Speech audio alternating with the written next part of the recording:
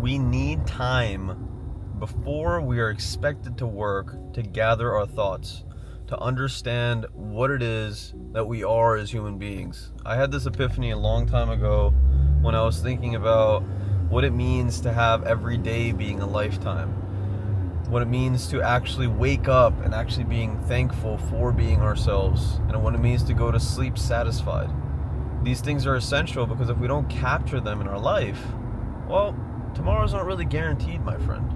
So why not live the most today? Why not try to have one more stack on that building, on that metaphorical palace that we're trying to build?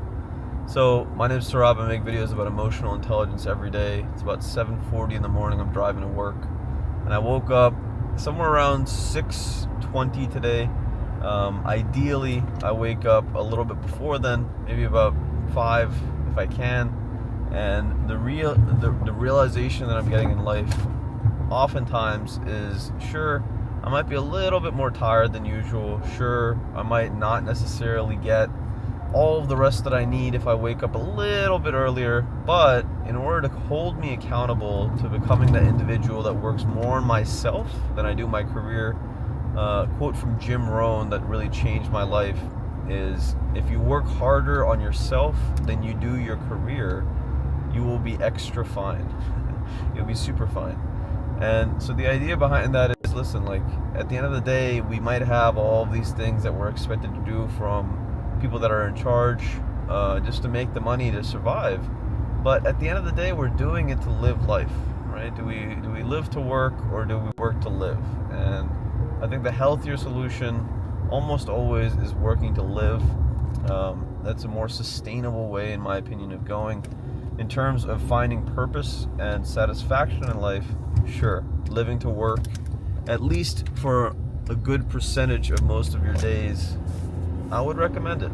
There's an amount of really appreciation, self-respect that we get when we put in that work and that time to make our initiatives and our income and our families better buffered for the future.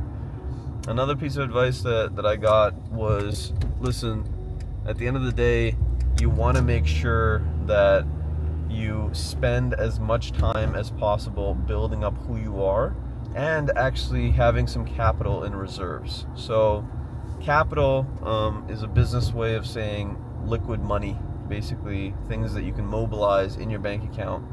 The idea is that if we spend a couple of years, 3 to 5 years, saving up a little bit, building up our reserves, building up our network, building up our company, making sure that we're stacking and actually making that potential, basically spinning that flywheel and giving it the momentum that it needs to sustain, that the years to follow become a lot easier. They become a lot more chill. They become a lot more opportunity driven, because we have those things in stockpile.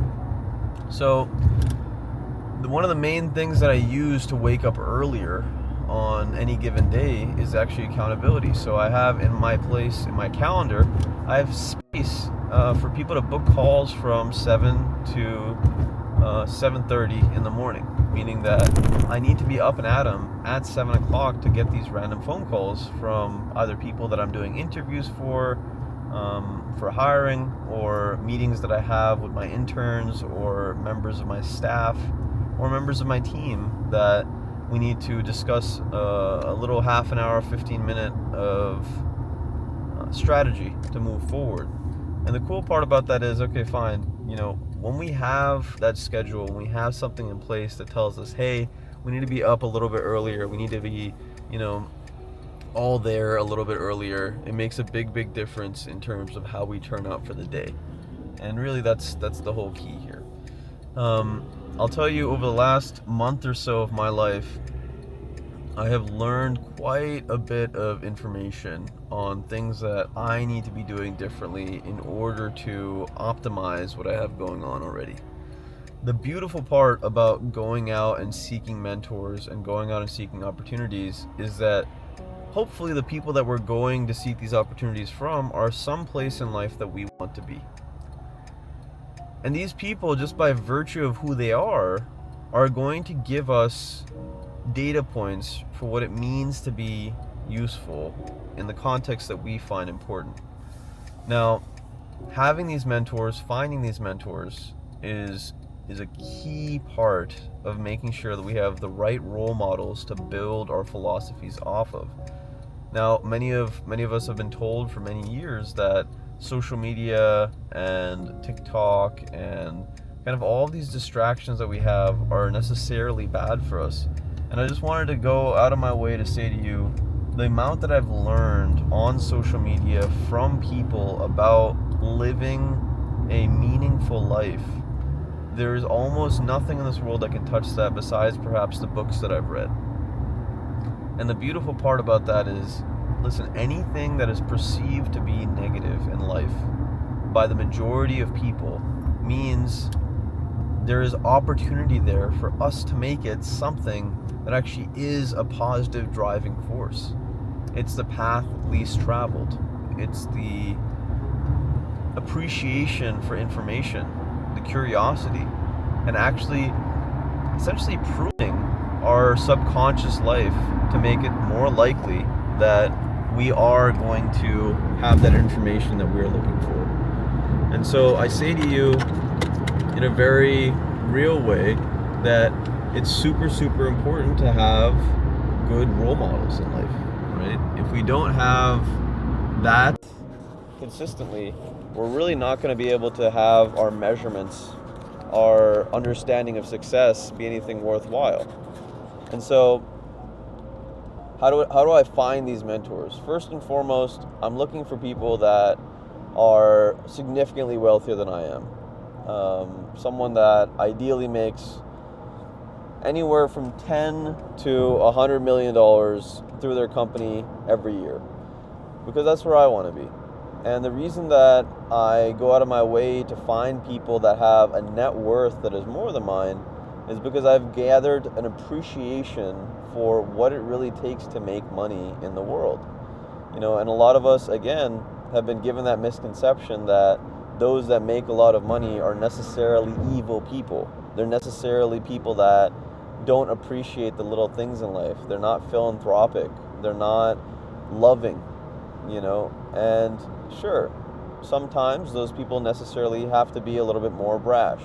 We need to make sure that we have our logic on point so that we don't get screwed over by the world around us. But for the most part, what I've realized is that people over a certain net worth, say for 10 million and over, those people tend to be very, very appreciative of human beings and human capital. And that requires them to actually be more authentic, more empathetic, and more logical than most people in society. There's this concept that I learned at Cardone Ventures about breakpoints, and it basically goes 0 to 1 million, 1 million to 3 million, 5 to 8, 8 to 12, I think, or 8 to 10, and then it basically just goes in chunk segments of that. That's the gross revenue of a company. Now, the interesting part about these breakpoints is from the people that have actually gone through them and created substantial organizations by appreciating them, they say that we need to fundamentally be different people in order to break through those points, those separations in income. And it's just, another substantial indicator that when we pursue greatness in life, when we pursue, especially in the free economy, when we pursue making more money and being more valuable, that we necessarily have to change as human beings in order to support the weight of the system, the responsibility of the system. So I say to you, if you've ever had big dreams in your life of making your community what you believe it should, maybe spreading a little bit more love into the world, maybe having more genuine interactions, maybe playing more music, maybe having more artwork, whatever it is in life, we have the ability to create that. It's just a matter of trying to realize that every life on this planet has an impact on every other life. It's just a matter of how much responsibility that life takes for its own time. And me, for one, I intend to take tremendous responsibility, tremendous action to make sure that I am evolving as a human being. And those breakpoints, that logical circuit, is a really good way for me to test whether or not that is the case. Again, metrics, a way for me to make sure that I'm actually evolving and actually being more useful. So, as it turns out, that relates directly to waking up early. And, you might say to yourself, I'm more efficient when I go to sleep at a certain time and I wake up at a certain time, and I get it, I understand. But try to incorporate the rest of the world into your life a little bit. If you have a career that requires you to be there at a certain time, try to be up 2 hours before that time. And that, I'm telling you, that extra half an hour, that 40 minutes, whatever it is, will make it so that we appreciate our lives a little bit more, and that we really feel like we're in control of the movements. I don't know if you've ever been there, but showing up right at the meeting time, a little exhausted, maybe out of breath, maybe a lack of sleep, whatever it is, we don't quite show up the same. And I want to make it known that there is a way to show up a little bit better, a little bit more secure, a little bit more energetic by giving ourselves that extra half an hour chunk. So people say be 15 minutes early. I say make it possible to be half an hour early.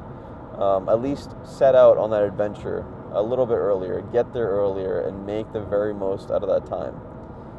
Anyway, I hope this message finds you well. I'm going to go be a dentist and I have some meetings and stuff afterwards. If you ever want to connect and just bounce some ideas off of someone, and maybe even get involved in some of the initiatives that I'm putting into place, let me know. Actualize your potential catalyst. This world needs you. Take care of yourself. I'll see you on the flip. Peace.